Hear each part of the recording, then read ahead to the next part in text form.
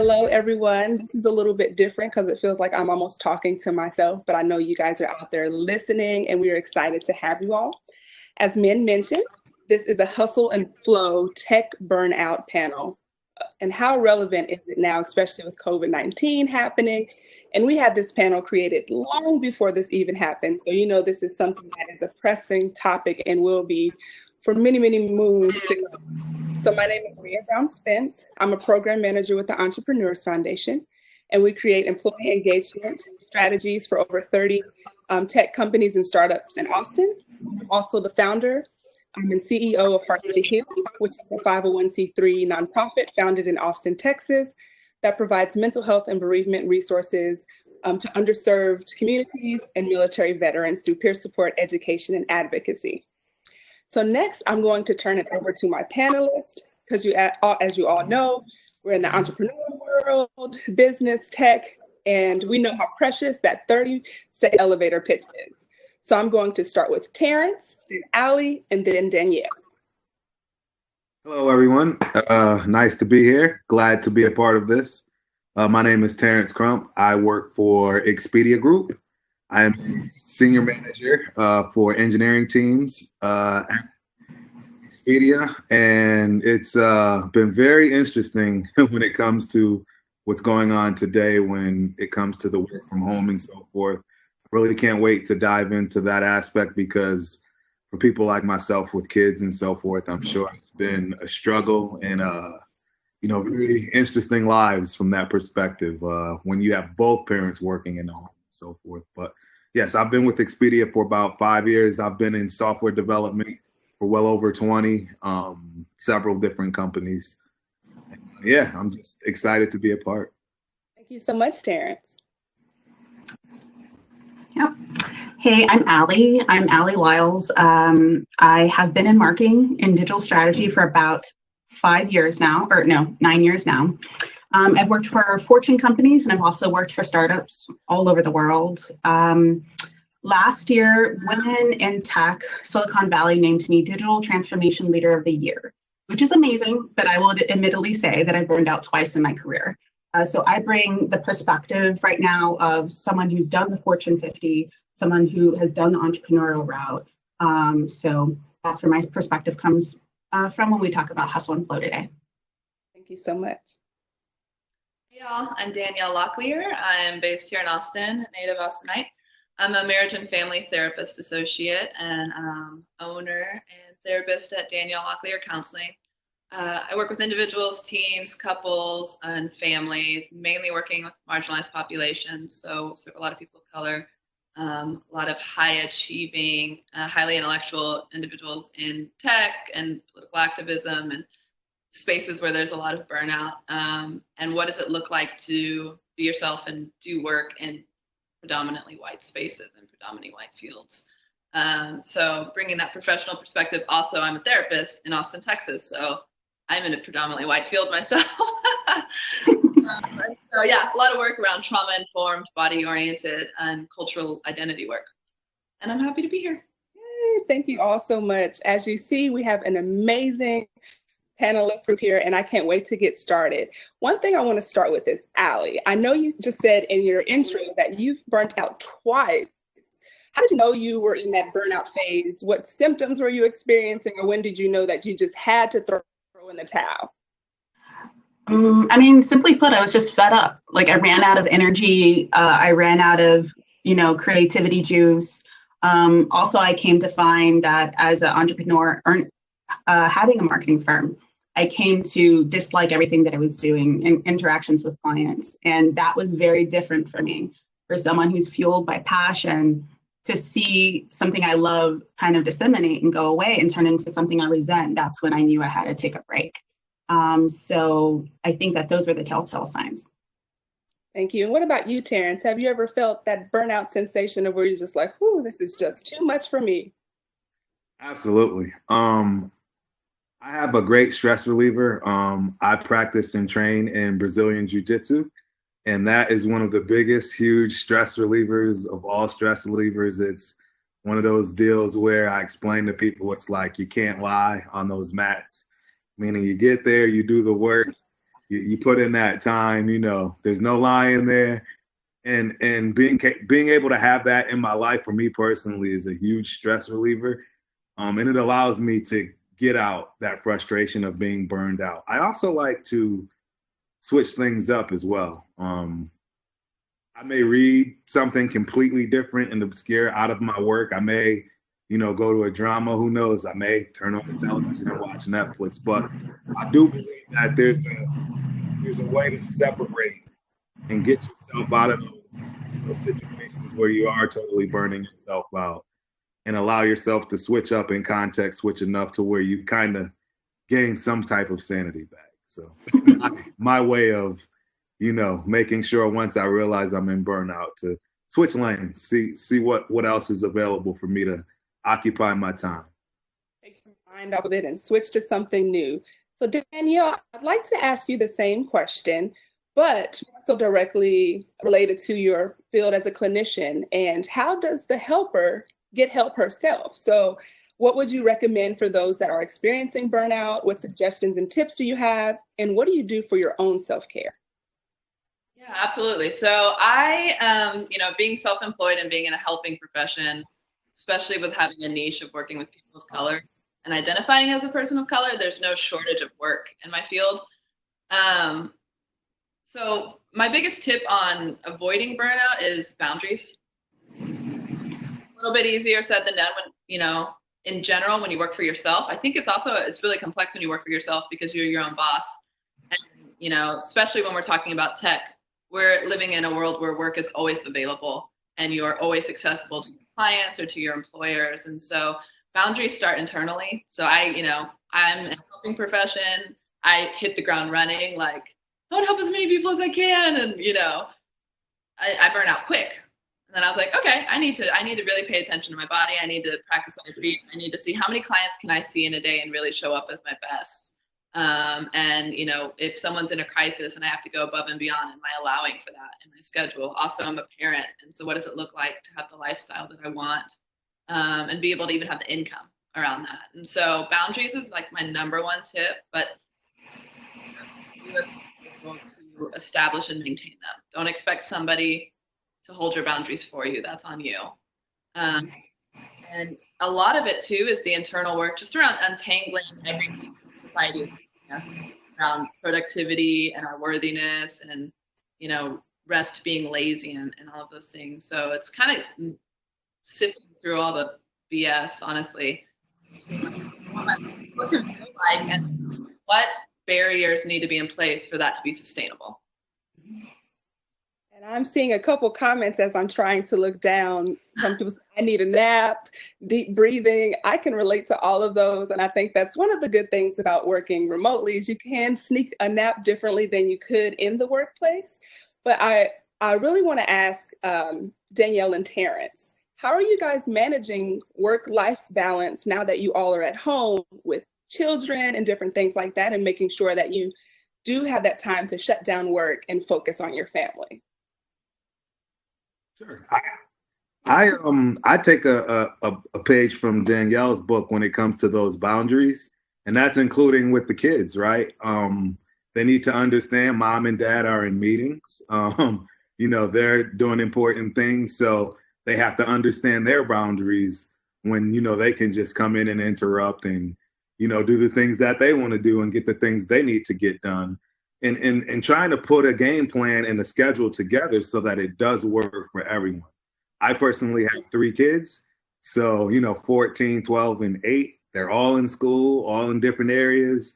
And, it's 3. So, the wife and I have to juggle 1 and 1, and then someone has to take 2, right? Every other day.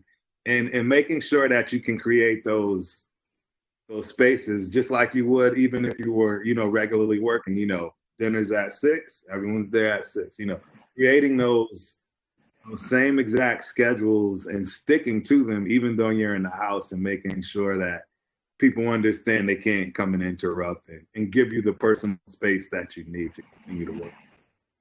I think for me, Are you holding the principal role or the vice principal role?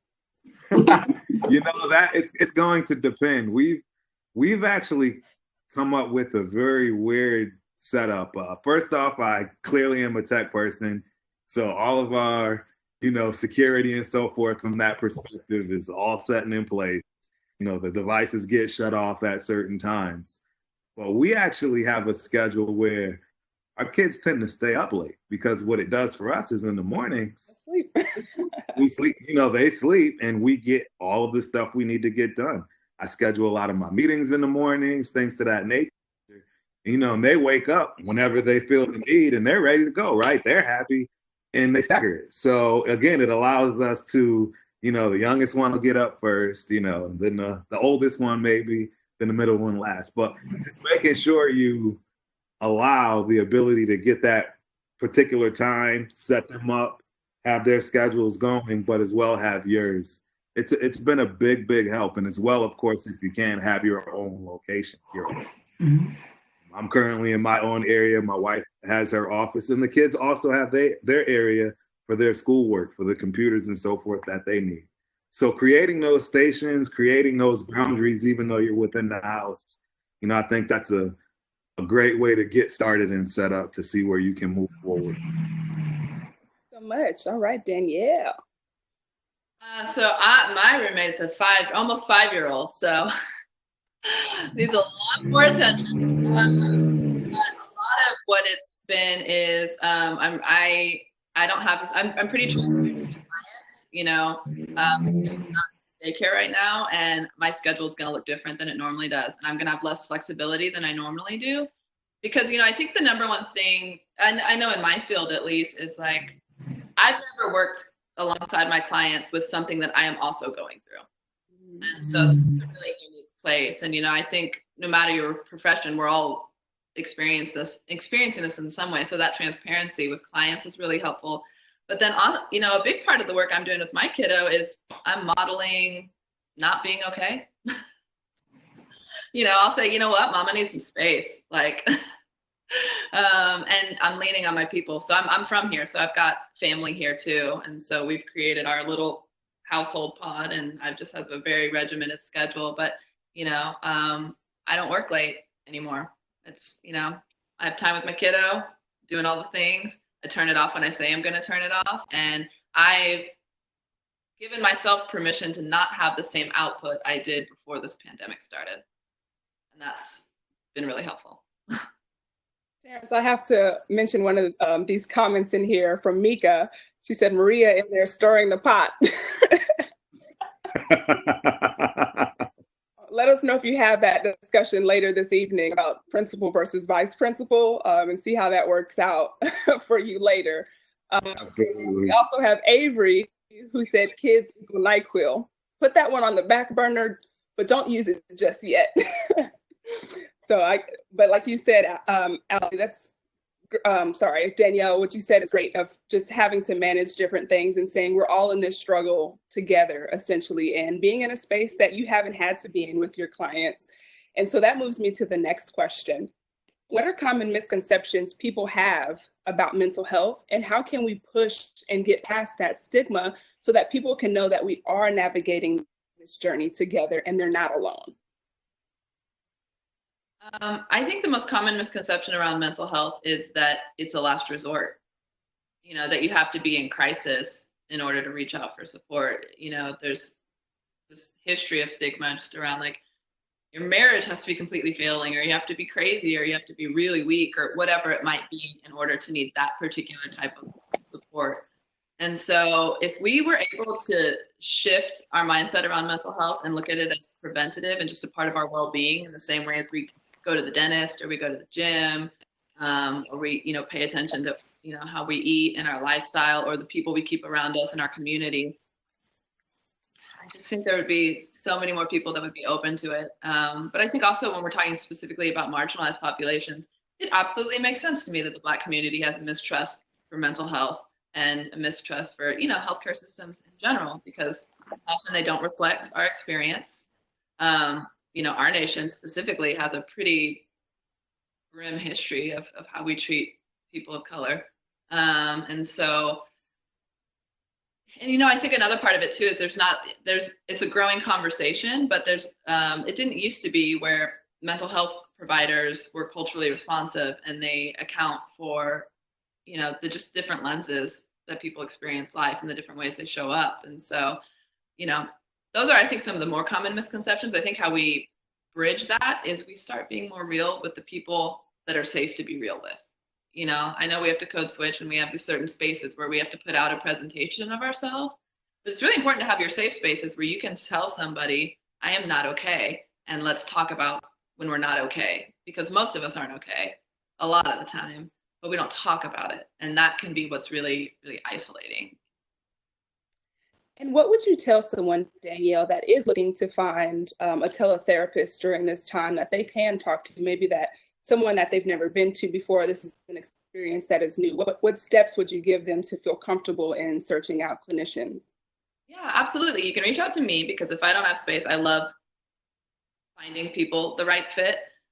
There is a directory called Inclusive Therapists. It's Austin based, and they have an amazing directory of all culturally responsive, inclusive therapists. And they actually have some guidelines right now up of therapists who are providing sliding fee scale telehealth right now. So most providers who were already in practice before COVID have transitioned, like myself, has transitioned over to telehealth. But that would be my first step. If you are here in the States, you need to find somebody that's in your own state. We're not allowed to cross lines, state lines, unless we're licensed in multiple places. But that would be, you can also go to Psychology Today, but that can be a little overwhelming. Thank you. So this conversation is about getting real and talking about burnout and mental health together. Terrence or Allie, do you have any experiences of where maybe you sought out a clinician to speak with and wanted to share just a brief overview of how that went or how you went about finding that clinician for yourself? If that doesn't pertain to you, we can move on, but I do want to give you that opportunity. Yeah, I think for me, one of the things that led to burnout, and it'll connect to this, is when I was living in Austin the first time, I used Psychology Today to find someone to speak to. And the reason being is because I had been living in New York before, working in a startup. Everything was super duper hands-on. I turn around to Jeff, we talk, and we get things going and just moving, which is my personality. Then I went and worked for Dell, which is a ginormous company here in Austin. And there's nothing against Dell, except for what I would say is I became part of a remote culture. And I started to feel isolated, which is the reason why I sought out a therapist. And let me back up a little. So one of the things that's going on right now is everyone's talking about the adjustment to remote culture. For me, the adjustment wasn't technological. I can get on the computer, I can Zoom you, I can whatever. It's that lack of connectivity to Jeff in court. How do I collaborate, which is something I enjoy doing even as an introvert? How do I collaborate when I don't know what Jeff looks like? We've never had coffee together, so on and so forth. And so what I saw someone for, and it was just for a couple months, was okay, how do I, even as a minority, sometimes I feel isolated in the workplace in general, how do I reach out and do what I love and not feel totally excluded in doing so? Thank you, Allie, for sharing that experience.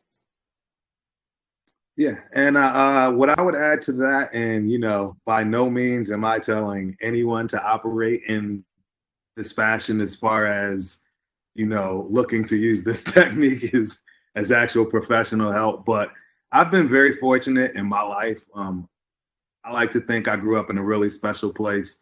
80% of my friends on Facebook are people that I've known since 4 or 5 years old. It's been a really special thing for me, and I've had the same boys buddies from day one.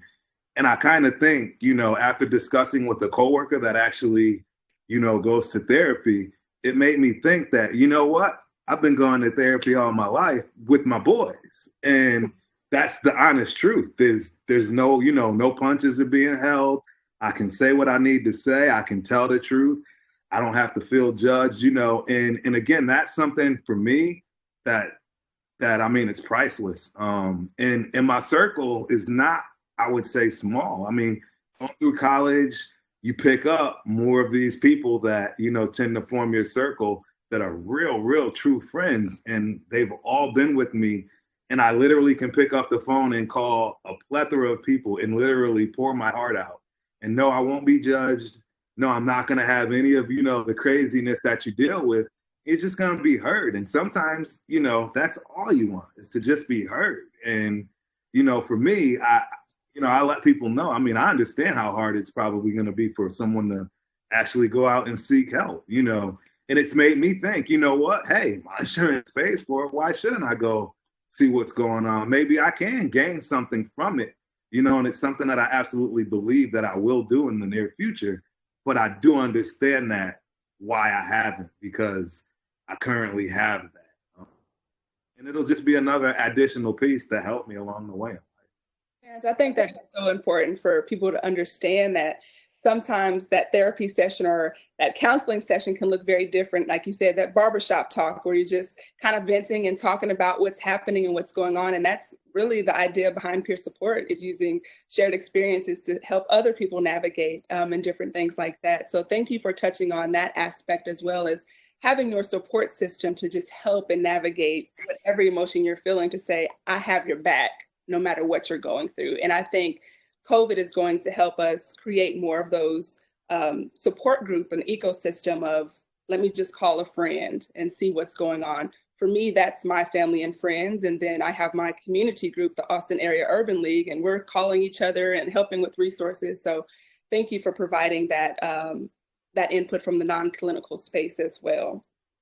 So with that being said, and how we can support each other, let's talk about how organizations and companies have supported you or haven't supported you in the past when you were struggling with something or you had a life change. Because oftentimes we're in these companies and we spend more time at the workplace than we do at home, but we're navigating a lot of different things, be it grief, be it loss, be it a change of income or, relationship status, some of those small things.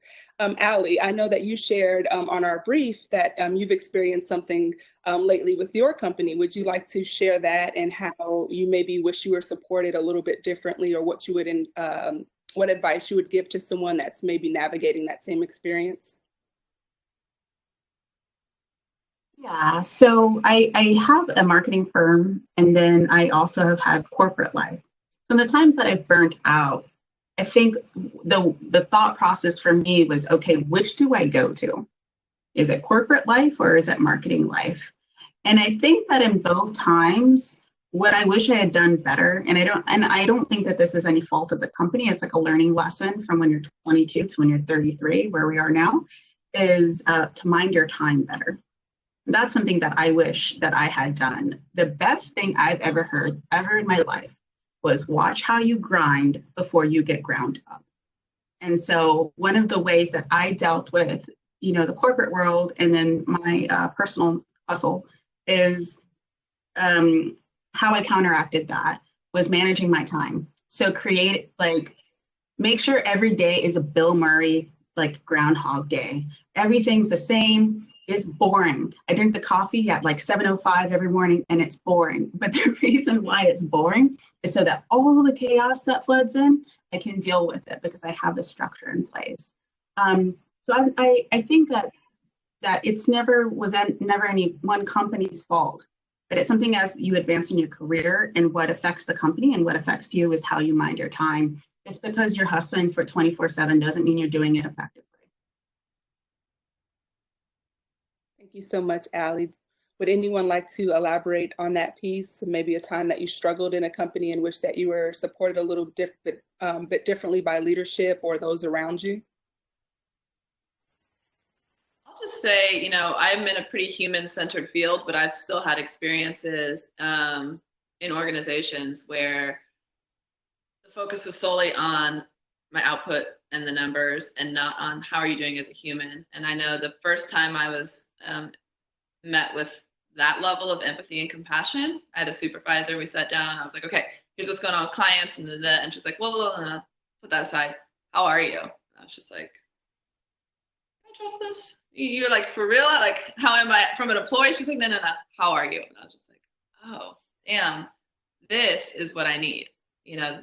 This is what I need, someone who sees me on a human level. And I think that can happen even when we're not in these human-centered, if you want to call it that, fields is just, what does it look like to model humanity? You know, if you're overseeing employees, if you're sending emails at midnight, then you are like sending this implicit message that we should be working at midnight. And, you know, like, what does it look like to even model boundaries for yourself so that the people around you see that, but then also just model that human connection. You know, as we continue to move forward in tech and things become more digitized, we still have to have that human connection. And I think there are a lot of missed opportunities to show up in that way for one another.